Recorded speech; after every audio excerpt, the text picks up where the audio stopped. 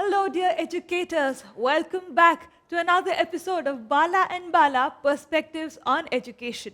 This is the second season, and we have already had a couple of episodes of the season. Now, let me quickly introduce both the Balas who join me in this discussion, and then we will get straight into the topic. To my right is Mr. Giri Balasubramaniam, better known as Pick Brain, a well-known quiz master of our country. He's also well known in the field of education in our country. Welcome, Pick Brain. To my left is a doyen in education, Mr. G. Balasubramanian, former Director Academics of CBSE. Many of you would have heard his talks many times and would have enjoyed what he says. Sir, welcome to today's episode. The topic of discussion today is, can the power of questioning change the direction and destiny of learning? So the power of questioning is something that has been debated and discussed a lot in our country. Sometimes the children are stopped from asking questions, and sometimes we say children don't ask enough questions. So let's get into the topic. The first one, why do children question at all? Sir. Well, that is a part and parcel of the growth profile of the child. Right from the moment of birth, the process of search starts, and the search goes along with the curiosity of the learner. Right from the time the baby, the mother's hand seeks for a breastfeed, the search starts questioning. Right, where, how, and what. I often quote the words of Rudyard Kipling, who said, "I had 6 honest serving men with me, and they taught me all that I know." He said, "Why, when, and what?" And then he said, "How, where, and when." That's how he said. So we learn everything by that, and therefore I think the power of questioning is a fundamental developmental profile of any living organisms, the search right from the beginning. So I think that goes on till the last breath. How am I going to die? Therefore, the questions galore throughout life, and to me, life is a process of finding answers for the questions. Maybe very interestingly, Raj Benasha once remarked, for every problem the science solves, it raises 10 different questions. Therefore, when in our life, when we solve a problem, that's the birth of another question. So the life process carry on, and we should worry why the children ask the questions. Big Brain, your view. Oh, as a quiz master, questions are my bread and butter. But what we're talking of here is the power of questioning. And I think the power of an individual to question is directly proportionate to their curiousness and eagerness to learn. So the way I look at the power of questioning is, it is directly proportional to how comfortable you are with your ignorance. The more you are comfortable with your ignorance, the more questions you will ask. The more you are uncomfortable with your ignorance levels, you will cover it up by not asking questions. Because most people do not ask questions with the fear that my ignorance will come out. Right. That's the true, that's the true reality in psychology. So I think it's extremely important, if we are confining a conversation to schools, to make children realize that the power of progress lies in asking questions. Forget school. Export that child 20 years forward into a corporate environment. Who are the ones who are made managers and general managers and vice presidents? The people who can ask the right questions. So when you sit in boardrooms, the most respected person in the boardroom is the man who asks the right questions, or the woman who asks the right questions. So it is extremely important to do that, while at the same time teaching them that when you ask the questions, have the answers too. So, don't only be a quiz master and ask only the questions. Well, that takes me to the second question, which is directed to you. What kind of skills do you think are fostered by questioning? First and foremost is curiosity. Second is the willingness to learn. The third is to explore. Questions open boundaries for you. Like he said, take Rudyard Kipling's Best Men. The moment you start asking even the simple question, why, it leads you to why not. The why and why not can lead you through a lifetime. So these are very important things that the power of questioning can lead you to. And the more and more you are willing to ask questions, you are basically allowing yourself to introspect. The more and more you introspect, the more and more you evolve. So there is a philosophical side to it as well, that you are evolving with the power of questioning. Questioning sometimes gets confused as tool of testing. That is one small assessment angle. That is not the power of questioning. The power of questioning is very, very different. And the power of questioning has been celebrated in Indian culture in tremendous ways. In fact, someone once asked me, what is the origin of quiz? And there are enough documented origins. I said, probably the origin of quiz is in the Yaksha Prashna, where the Yaksha came and asked a few questions and Yudhishthira had to answer it. Maybe that is the first documented quiz. So the power of questioning has a long heritage in India's history and culture. Very important world over. All right. Sir, how can we handle questions with no answers? I'm very sure all our teachers and educators out there would want to know how can they handle such questions.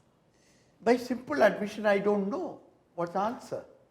The whole question is, there is no need to know every answer.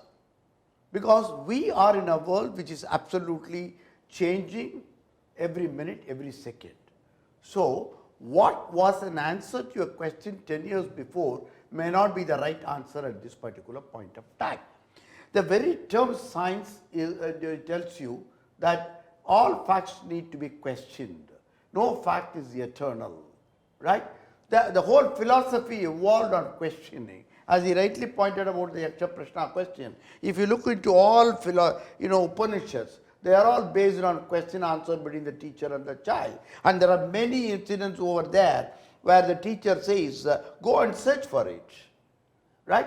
So my only question is, I use the word question, is that, many of us are unwilling to accept that we do not know. So we believe that we as teachers are expected to know, and sometimes in that process we try to guide our children in an incorrect manner, in a wrong manner. Therefore, I have always gone to my children as a teacher in the classroom when they asked a question, I didn't know. I said, I'm sorry, I do not know. I'll get back to you. That makes me a learner. That I come back. A teacher is always a learner. Why do you say a teacher is always a learner? Because he has questions and he doesn't know the answers and he has to find it out. And therefore, to me, learning is a process of searching, finding answers. And therefore, questions are eternal in a classroom. All right. So, Big Brain, should a child be judged based on the question she or he asks? Oh, never. Absolutely not. In fact, you should detach the questioning person from the questions. It is like the message and the messenger. You should never, in history, wars have always happened when unfortunately the messengers have been shot. That is recipe for disaster, and history repeats itself on that. The question that a child asks could be the question on the minds of the remaining 40 in the class. So that one child who asks the question is like the spokesperson of that question. So I would strongly encourage anybody, educators or even corporates, treat the questions on the merit and demerit of the question and not the person asking the question. Sometimes, truthfully, the doubt that the child is asking is the doubt that would have been on the teacher's mind. So, doubt is a doubt. It does not matter who asks it. Provide room for children to ask silly or stupid questions or, random questions, whatever the words are, because that is what will spark the curiosity to ask more. When you blunt that, the child is going to contain everything inside. and then accept what is narrated, then learning does not happen. So what about you? Well, I would like to supplement it by my personal experience as a teacher in the classroom. Way back in 70, when I was teaching chemistry, in one of the classes, I was taking a topic on the petrochemicals over there, how petroleum is processed in the classroom. When I remember one of the students in the room, stood up and asked me a question, which I thought was a stupid question. He asked me, "Sir, why do we use petrol and diesel in the motor car? Why don't we use kerosene?" Well, I never thought of it because I hadn't asked this question to my teacher. Somehow I managed to find the answer saying that kerosene is a long chain carbon atom, therefore its fuel value is low. I answered it. When I turned, the boy stood up again and asked a second question to me. "Sir, if you say that kerosene is a long chain carbon atom, why don't we use methane as a fuel in the motor car? It has got only one carbon atom over there."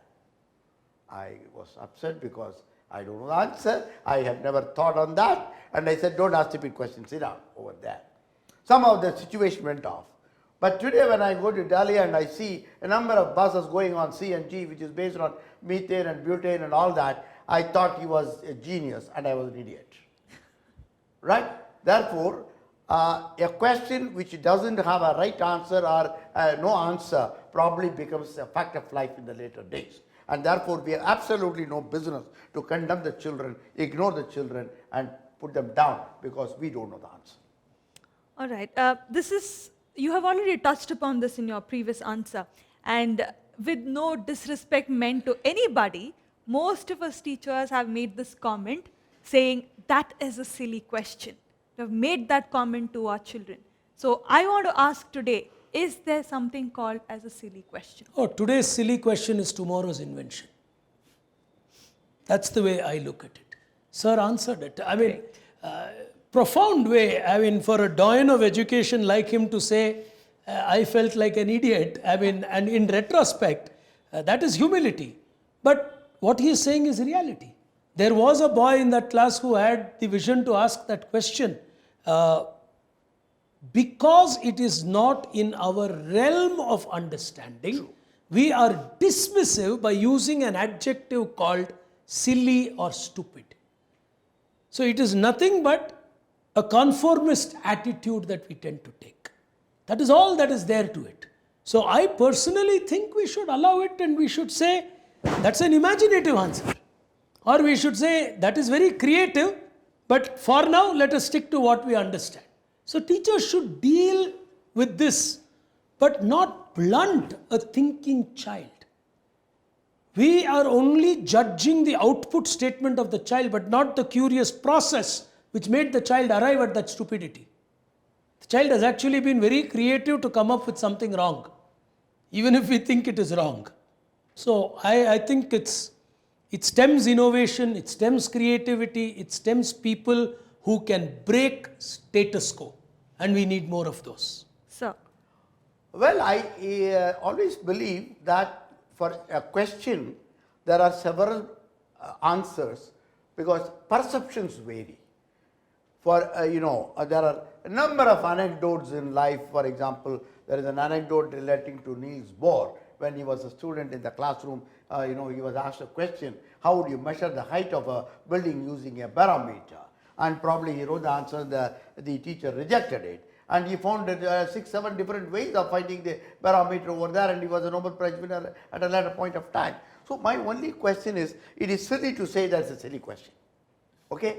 I would prefer that that is a question which needs probing. Probably you will have to find the answer. We will sit together and find the answer, and then we will celebrate the answer together. And that's what we that to the teacher. All right.